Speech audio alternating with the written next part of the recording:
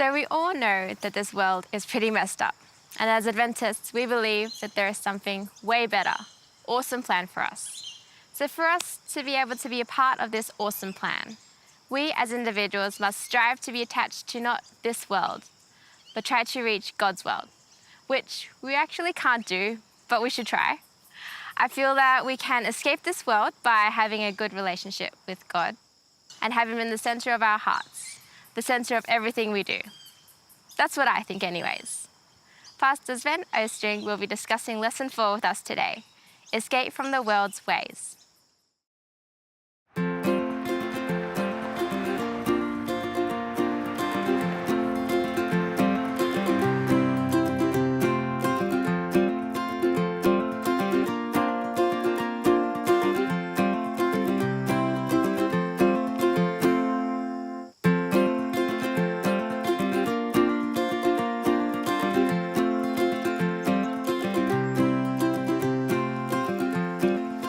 Sometimes life throws really big challenges at us. At those times, we long to escape our crushing world and find solace. We can also realize that we don't like where the world is taking our life, and we would like to head it in a better direction. How one musters such a change is the issue. Here are a few ideas, some or all of which you might find helpful. The first is to spend time with God, studying the Bible. If you want to escape the world's destructive influence, dig deep into the Bible and draw on Jesus' transforming power. A plant with deep roots grows in all kinds of weather. Deep roots reach life-giving water in a drought and hold it upright in a storm. It's very easy, though, to read the Bible as you read. Take time to reflect on what God is saying before closing its pages. When I read my Bible, I keep a notebook handy. I note things that I find interesting or relevant to me personally. I also jot down questions that come to mind and passages I find challenging. Next, there's prayer. It's also important to actually talk with God in prayer. Prayer is talking with God as to a friend. Prayer unlocks the incredible transforming power of God in our lives. I admit that I sometimes find it difficult to pray. My mind is often racing like a speeding car, thinking about how to take the next corner. Also, I often end up just giving God a very long to-do list. To counter this, I use the ACTS acronym.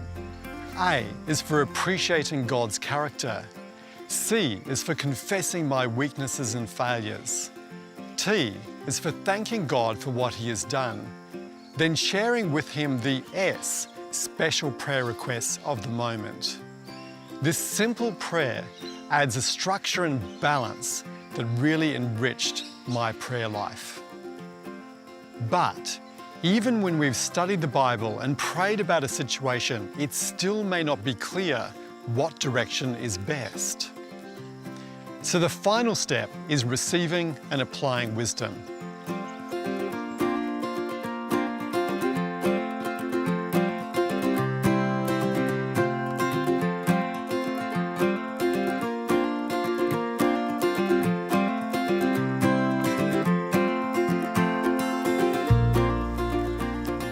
God created us to live in fellowship with other Christians. We choose spiritual people who we really trust and ask them to pray for us and tell us what God is saying to them. There is wisdom in listening to what other people who have a deep relationship with God are saying. And from their more objective perspective, they can share their wisdom. It's up to us what we do with it.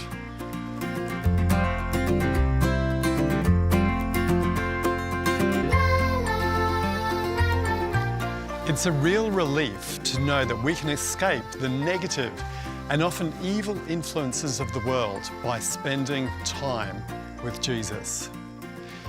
If you focus your thoughts on Him, listen to Him as He speaks through the pages of the Bible, and open your heart to Him in prayer, given a bit of time, your life will be transformed.